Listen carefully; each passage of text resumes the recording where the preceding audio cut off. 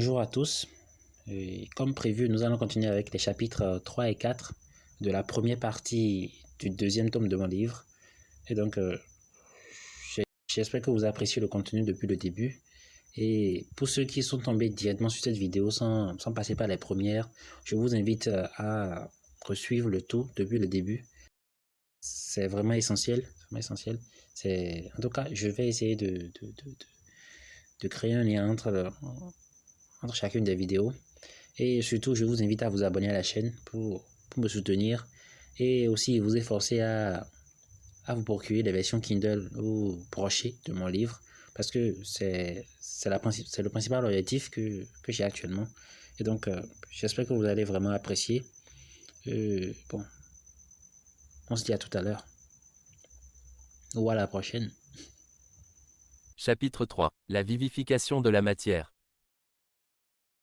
Fonctionnement originel selon lequel la lumière résiduelle, incapable de prendre une forme supérieure d'existence, s'étale pour constituer les paysages et divers environnements naturels dynamiques. Il en fut le processus exact de la création du dernier plan de genre inerte qu'a constitué la matière.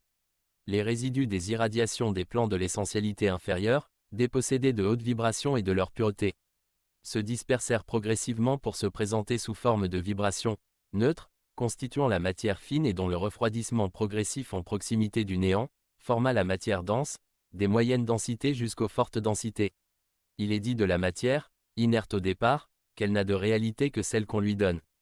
Point. C'est ainsi qu'elle put constituer de terrains neutres d'entraînement, hautement fertiles et occasionnant d'innombrables expériences à vivre principalement dans le cadre des pérégrinations ou séjours indispensables aux créatures inférieures et inconscientes issues des mondes supérieurs de l'éternité, les hauteurs lumineuses, créées par le Saint-Esprit. Point. Il est important de mentionner ici que dans les hauteurs lumineuses, la magie de création, fruit des pensées, volonté, vouloir, parole et acte, fonctionne à une vitesse ahurissante et d'une grande portée. Cause et effet ne font plus qu'un. Les germes d'esprit qui y séjournaient inconscients n'auraient donc eu aucune chance de parvenir à une quelconque maîtrise de leurs forces spirituelles et divers potentiels, tant leur moindre vouloir trébuchant et imparfait se manifesterait brusquement au risque de leur porter de hauts préjudices en raison des saintes lois d'airain qui fonctionnent auto-activement en ces mondes.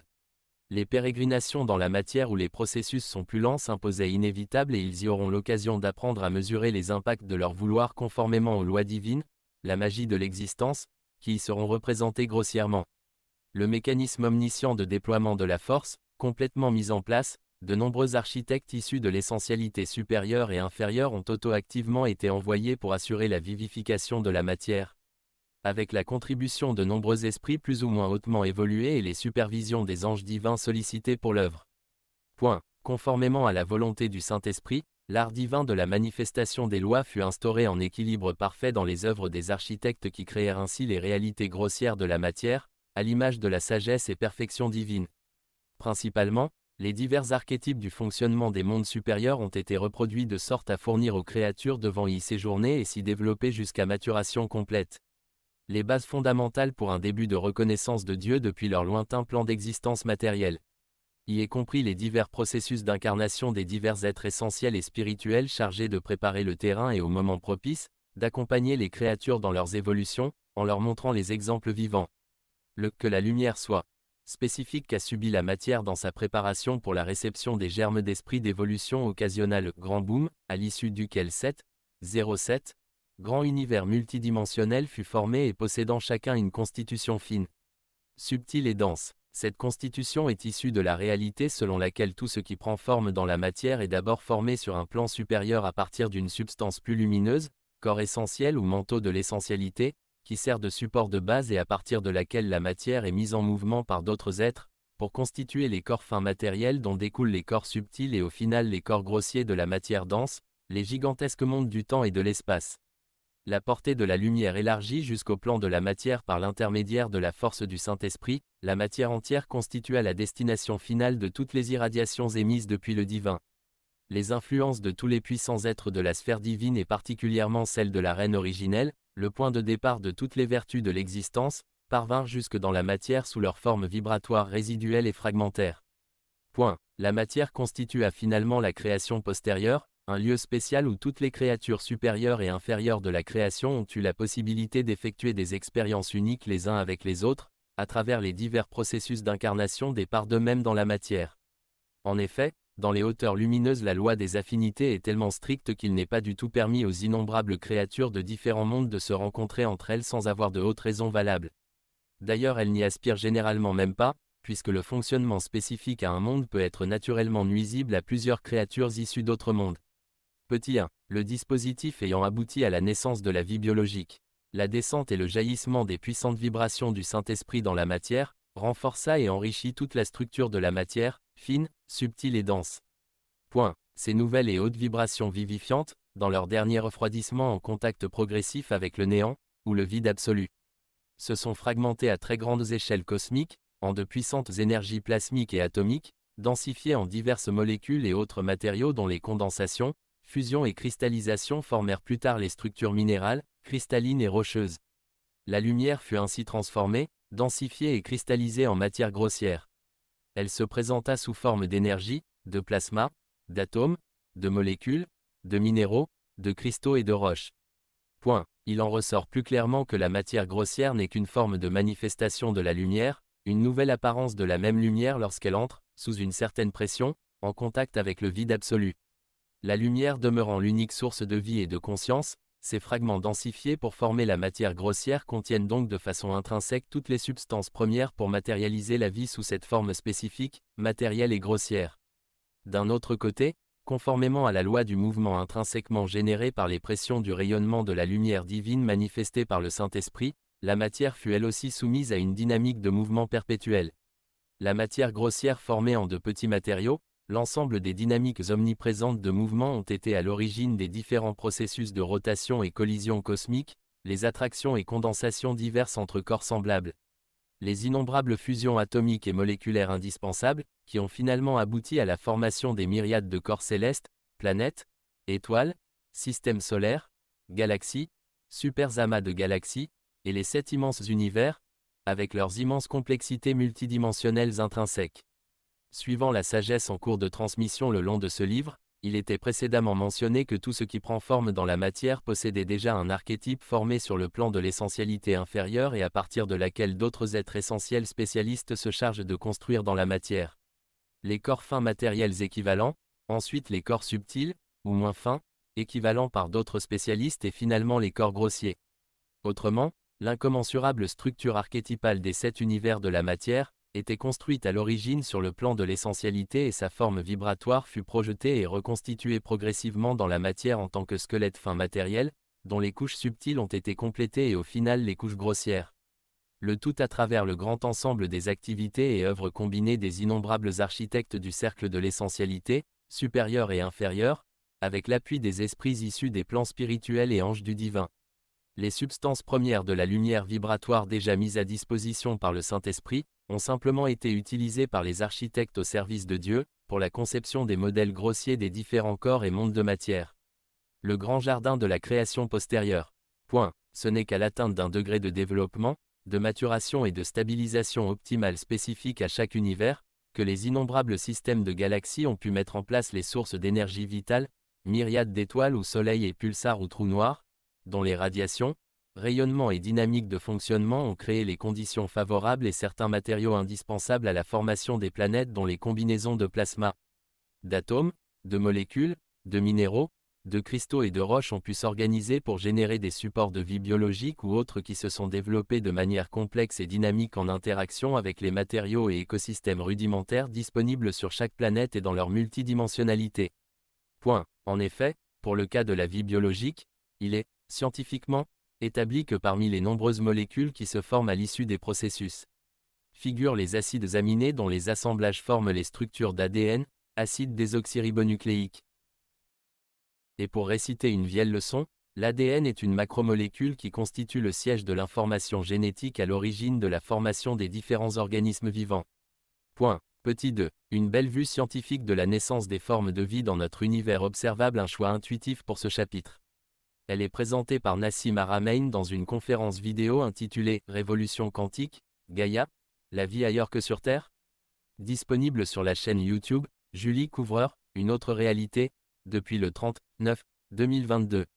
Ci-dessous, des citations morcelées de la conférence.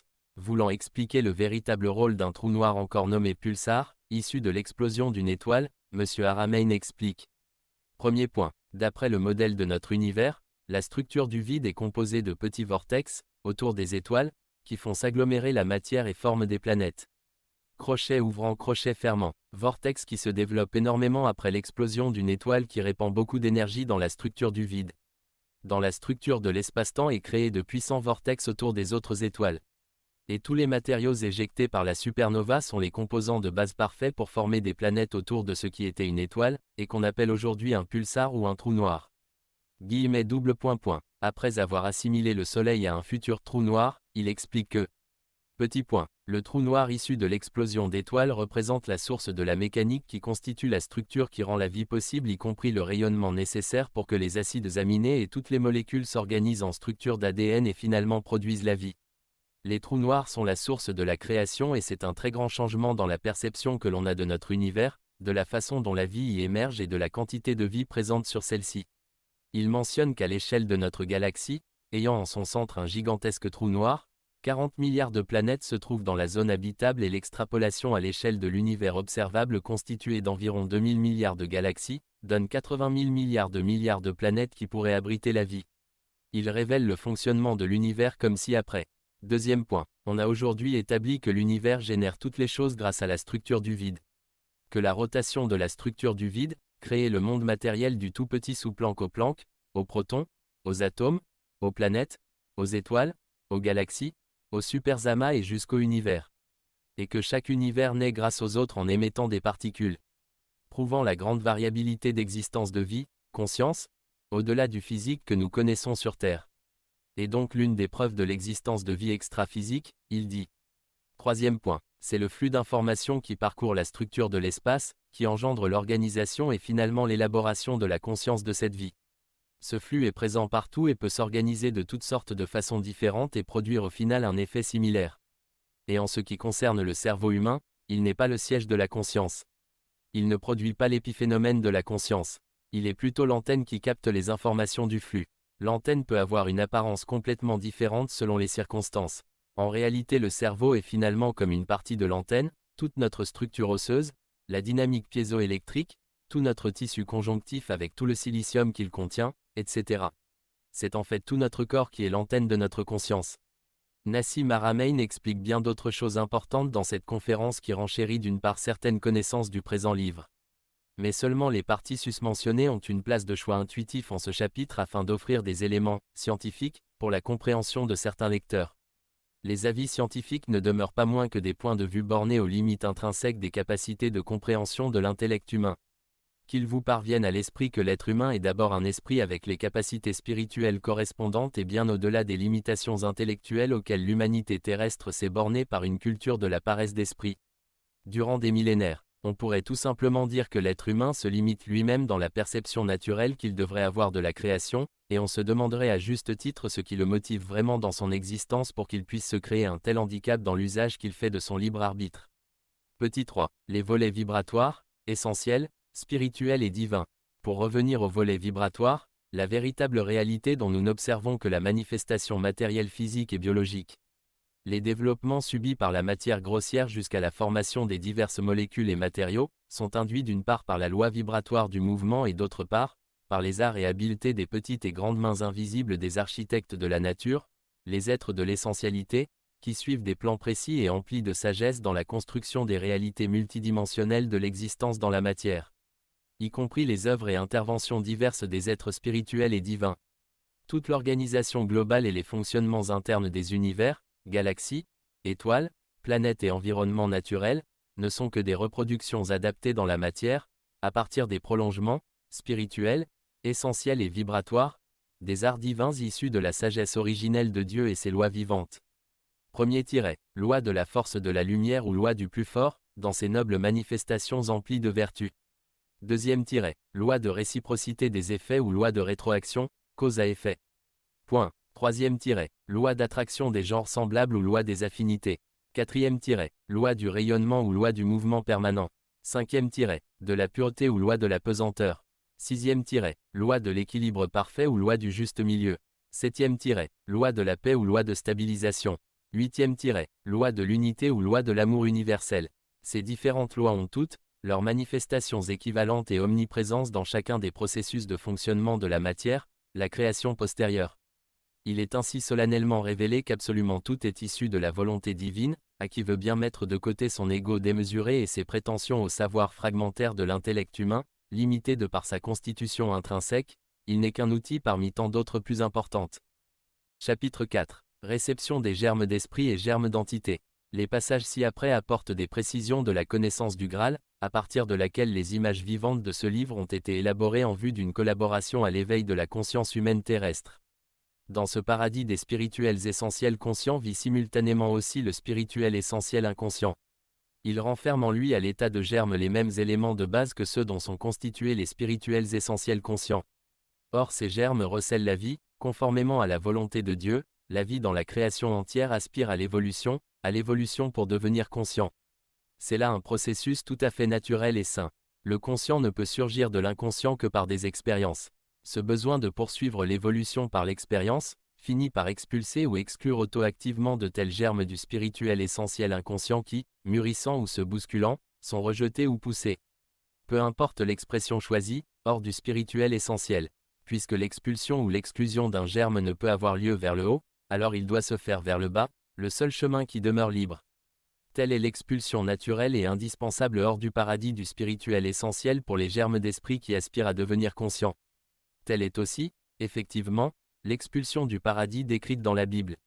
Ceci est très bien rendu en image, lorsqu'il est dit « Tu gagneras ton pain à la sueur de ton front ». Cela signifie « Tu le gagneras par la multitude des expériences vécues », suscitant l'obligation de te défendre et de te battre contre les influences qui t'assaillent en provenance de l'environnement inférieur où tu pénètres en étranger.